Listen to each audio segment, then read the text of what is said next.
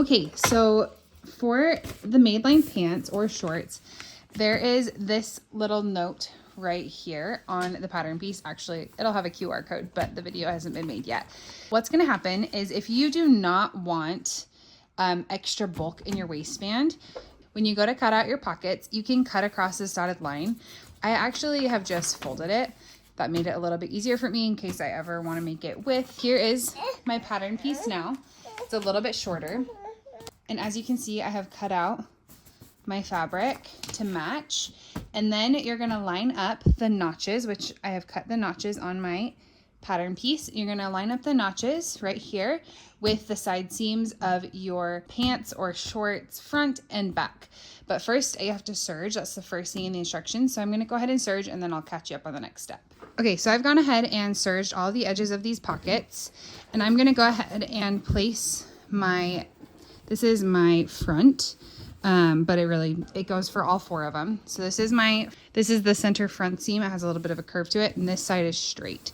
On the maidline pants and shorts, I've got my notches over here. There's a little notch, and here's another little notch. So what I'm going to do, instead of with the pattern originally, you would line it up with the top right here, but because we're trying to reduce that bulk, this would have gotten folded into the waistband.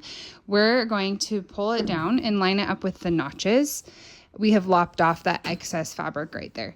So you line it up with the notches, which obviously the other would have also lined up with the notches as well. We're going to pin and sew right here. You're going to continue the instructions as the pattern teaches you until it tells you to baste, and then I will show you the next step.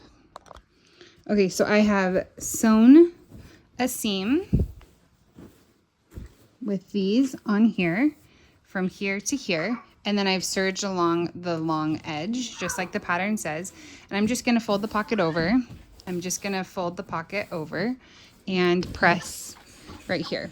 Okay, so when it comes to sewing the side seams, normally in the original pattern, this pocket would obviously go all the way up to here.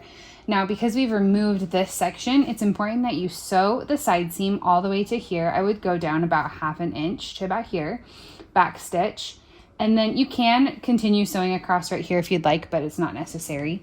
But then you will for sure need to start sewing here, come all the way around, come up to here, and go down the side seam like the original pattern. So I'm going to go ahead and sew that, and I'll show you what you do next.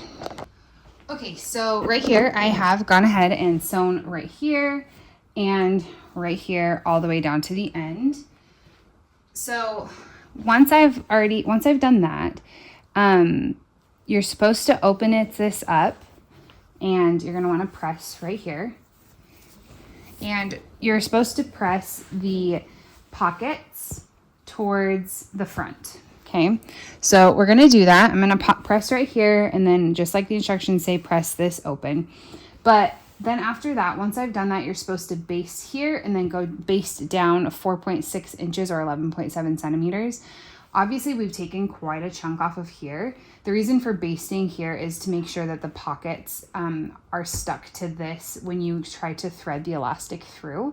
So really all you need to baste is just from here to here. And if you baste from here to here, then the rest of the pattern is the same. It's completely the same, and it won't cause any other difficulties, and you'll just remove that extra fabric, that extra bulk from your pattern. Okay, so here I have got all my pieces sewn together. You can see that the pockets don't go all the way up to the top, and I've already pre-pressed. I'm going to go ahead and fold that into it. So it's still anchored, but it's not creating as much bulk right there.